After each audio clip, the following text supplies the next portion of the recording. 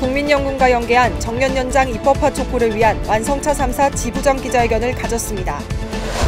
금속노조 제54차 정기대의원대회가 개최됐습니다. 민주노총 울산지역본부 제26차 정기대의원대회가 열렸습니다. 현대중공업 대표이사 구속처벌을 위한 1인 시위가 계속되고 있습니다. 조합원 동지들 반갑습니다. 노동자 방송 진행의 아나운서 박진입니다. 동남아시아 인도차이나 반도 서북부에 위치한 미얀마에서 군사 쿠데타를 규탄하는 시위가 연일 계속되고 있는 가운데 경찰이 쏜 총에 시민 다수가 사망에까지 이르고 있는데요.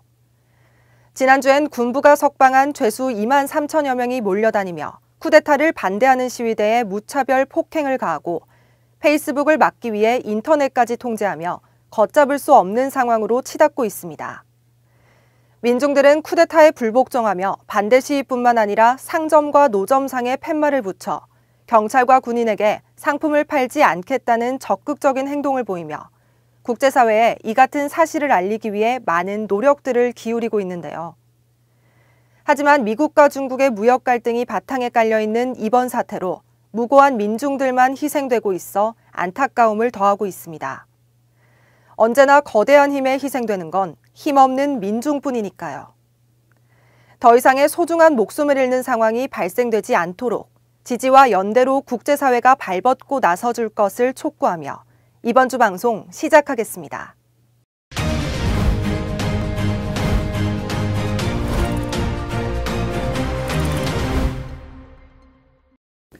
지난 3일 금속노조 현대차 지부, 기아차 지부, 한국GM 지부 완성차 3사가 국민연금과 연계한 정년연장 입법화를 촉구하는 국회 앞 공동 기자회견을 가졌습니다. 이장수 지부장을 비롯한 완성차 3사 지부장이 참석한 이날 기자회견에서는 정년을 65세까지 연장하는 내용의 법제화를 정부와 국회에 강력히 촉구했습니다. 더불어 고령화 진입으로 경제적 부담으로 인한 사회적 문제가 발생되고 퇴직자 문제를 어떻게 해야 할지 정부가 현실적인 고민을 해야 할 때라고 강조했습니다. 한편 기자회견에 앞서 3사 지부장은 민주당 이낙연 대표를 만나 정년연장 입법의 당위성을 설명했습니다. 지난 2일 전국금속노동조합 54차 정기대의원대회가 개최됐습니다. 각 지역 및 기업 지부 등 전국 16곳의 거점을 하상으로 연결해 진행된 이번 대회는 김호규 금속노조 위원장의 대회사에 이어 21년 투쟁방침과 11기 2년차 사업계획을 포함한 안건 토론이 진행됐습니다. 금속노조는 올해 투쟁 기조를 노동의 참여가 보장된 정의로운 산업전환 쟁취 및 산별 노조의 권리 보장, 노동법 재개정, 해고 금지 사회 안전망 강화로 확정했습니다. 한편 이날 김호규 금속노조 위원장은 대대 휴회를 선언하며 논란이 있었던 교육연수원 공사비 추가 지급건에 대한 의견을 참고해 조속한 시일 내에 대대를 다시 소집할 것이라고 말했습니다. 지난 4일 민주노총 울산지역본부 제26차 정기대의원대회가 개최됐습니다. 울산 지역 각 거점에서 비대면 방식으로 진행된 이번 대회는 민중의례를 시작으로 새로 취임한 13대 집행부의 이취임식과 모범 조직 및 조합원 시상이 진행됐습니다.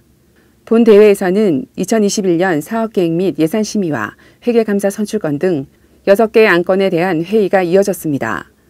끝으로 중대재해기업처벌법 전면 적용, 비정규직 완전 철폐, 파견법 폐지를 위한 투쟁을 담은 결의문을 채택하고 26차 정기대의원대회를 마무리했습니다.